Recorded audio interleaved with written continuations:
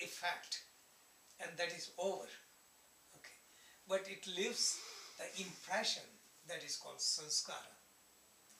And I give the example like hot coffee spills on your hand. Okay, so cause and effect. Cause is hot coffee, effect is burn.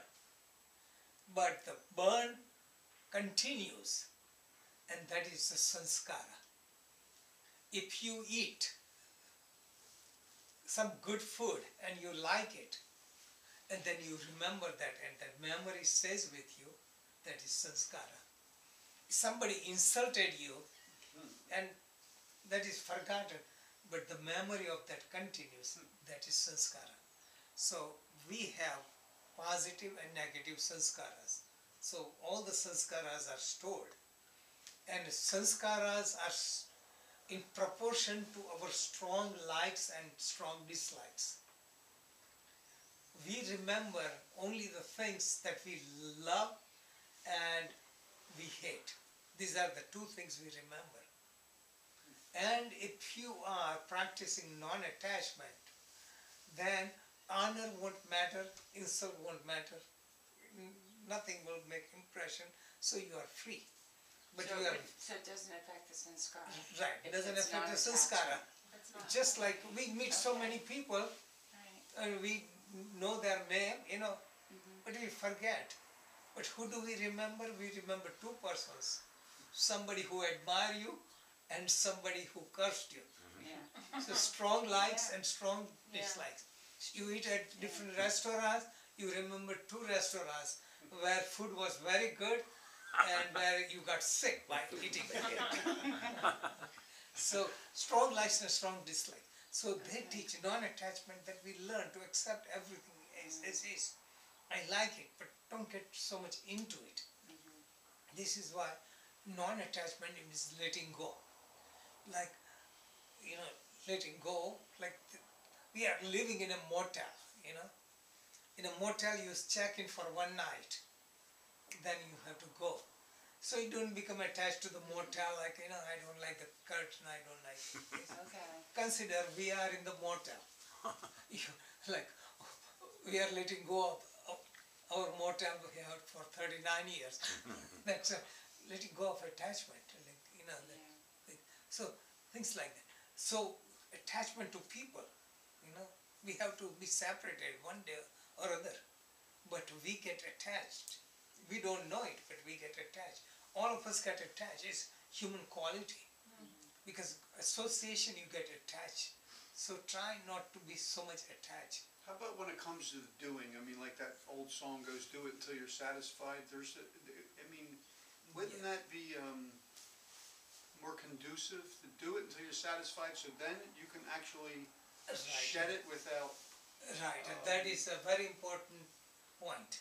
This is what I recommend also. Like we have desires for anything, and these desires need to be fulfilled one way or another. You cannot fulfill by suppressing it, and you cannot fulfill by indulging into it. You can fulfill it by going through it with awareness until you learn about it and you become free from that. So it doesn't have attraction for you. This is the way to do. Okay. So many people, in name of spiritual austerities, they torture themselves. They cannot get rid of their desires. Indulgence, you don't get rid of the desires. So this is why you have to live with awareness, go through experiences until you are satisfied. And if you're not satisfied, go through experience, because if you suppress yourself, then one way or another it will come out, if not in this life, next life. So my opposition is to people becoming monk at young age. This Buddhist tradition produced so many monks, like 8-year young boy becomes a monk. They haven't seen life and they become monk. They grow older, and then all the human desires come on the surface.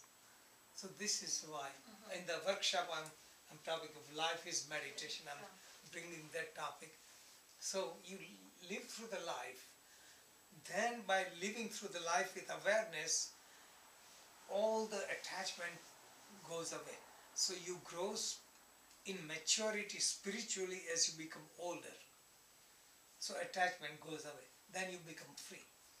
But if you live without awareness, as you become older, and your attachment increases more, because as you become older, and then you remember, oh, I used to eat whole pizza, I could eat this, I can see this thing, I can enjoy this pleasure, that pleasure.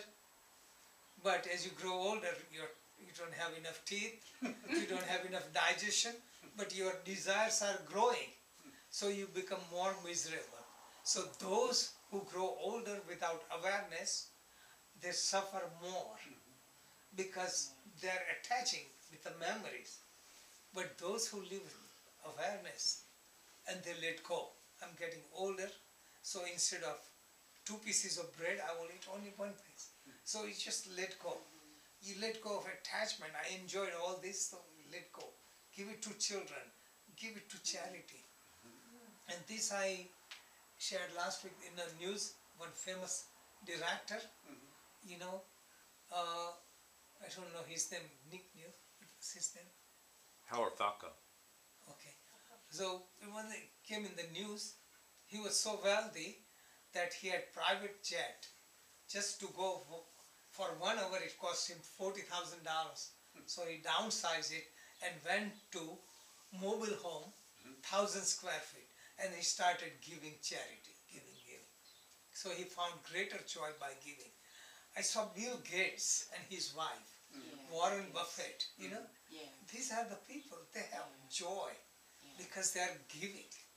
And look at other people who are millionaires.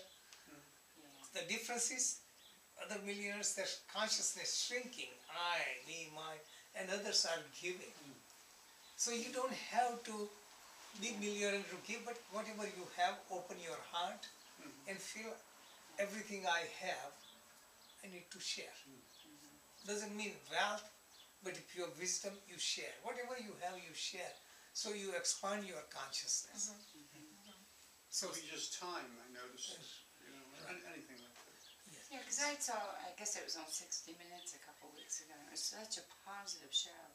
And it was about this man that started the Robin Hood organization. yes. And he helps, and he was on Wall Street and all that, and one day he had like this awakening, watching TV of some rich man that was giving to the, you know, inner city. And so he started this Robin Hood organization to help, because he believes education is where, you know, will help the poor. There's no reason there should be the poverty. And he has these big benefits, and then these wealthy people will donate, and then he gives the money. Nice. And it's just, it was so positive. It was such a positive. Yes. You know, it's like, and I need to see things like that. You know, to have faith, like, okay, there is positive Yes. going on. Oh, yeah. Yeah. You know, So with money. it doesn't matter what we do, where we give, we do without ego. Yeah, and that's Your how he was. consciousness expands. So for example, somebody has nothing to give, you know, he has $10, and from there he gives $5, he has given 50% of charity.